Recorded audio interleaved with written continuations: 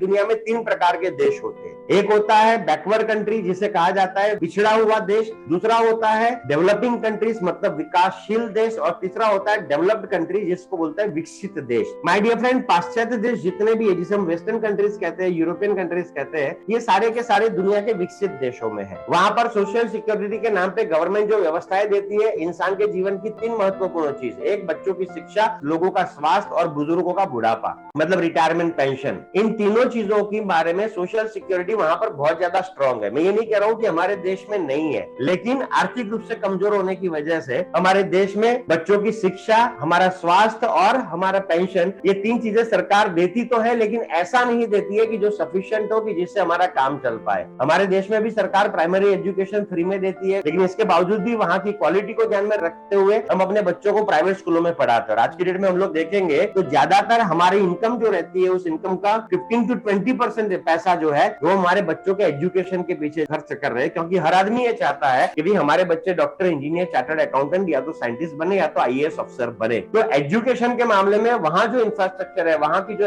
Quality of education है, उसके comparison में हमारे यहाँ पर कम है। तो हमारे यहाँ पर हमें बच्चों के एजुकेशन के लिए भी बहुत ज्यादा पैसों की आवश्यकता रहती है। दूसरा होता है हेल्थ। वहां पर हेल्थ स्ट्रक्चर जो है वो बहुत अमेजिंग है। यहाँ पर भी सरकारी अस्पताल बहुत सारे हैं, लेकिन हम में से शायद ही कोई ऐसा व्यक्ति होगा कि जो सरकारी अस्पताल में जाना पसंद करता है। हम प्राइवेट हॉस्पिटल्स में जाते हैं और वहां पर हम सारे लोग जानते हैं कि स्वास्थ्य सेवाएं आज की डेट में बहुत ज्यादा महंगी हो चुकी है। तीसरा जो आता है वो आता है retirement pension. My dear friend, वहां के जो विकसित देश है, उन देशों के अंदर व्यक्ति को रिटायरमेंट के बाद सोशल सिक्योरिटी के नाम पे उतना पेंशन दे देती है कि जिससे वो आदमी अपना बुढ़ापा अपने बच्चों के ऊपर डिपेंडेंट रहे बगैर, जिस प्रकार से वो अपनी जवानी काट रहा था, प्रौढ़ावस्था काट रहा था, उसी प्रकार से अपना बुढ़ापा भी काट पाए, इतना पेंशन सफिशिएंट उसको मिलता है। हमारे देश में भी एक मिनिमम गारंटेड पेंशन है, लेकिन वो 1400-1500 रुपए के आसपास है। और हम सारे लोग जानते हैं कि आज के जमाने में यदि किसी आदमी को 1400-1500 रुपए की पेंशन मिलती है तो उसका क्या हो सकता है। जिन्होंने ना कि सिर्फ पाश्चात्य देशों के कपड़ों को अपना लिया है, उन्होंने पाश्चात्य देशों के फाइनेंशियल कल्चर को भी अपना लिया। वहां पर वो लोग कर सकते हैं ऐसा, मंडे टू फ्राइडे और कमाना और सैटरडे संडे ऐश करने की सिस्टम वो लोग अपना सकते हैं। द रीजन इज उन्हें ना अपने बच्चों के एजुकेशन की चिंता है, ना उन्हें अपने स्वास्थ्य की कोई चिंता है, और ना ही उनको अपने रिटायरमेंट की कोई चिंता है, क्योंकि ये तीनों चिंताएं वहां की सरकार करती है। जबकि हमारे देश में बच्चों का बचपन, हमारा स्वास्थ्य और हमारा बुढ़ापा, इन तीनों को लेकर के हमें ही सारे पैसे खर्च करने पड़ते हैं। जो